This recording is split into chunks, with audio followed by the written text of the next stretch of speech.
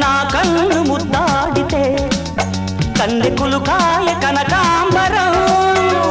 నా చింత సంపెంగలో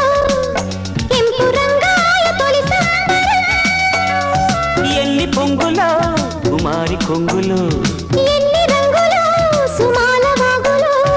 ఎన్ని పొంగులో కుమారి కొంగులు ఎన్ని రంగులో సుమాల వాగులో ఉద్యోగమిప్పించవా సోపు ఉద్యానవనమాలిగా జీతమియ్యగా లేత వన్నెలే చెల్లించుకోనా కొత్త కొత్తగా ఉన్నది స్వర్గమిక్కడే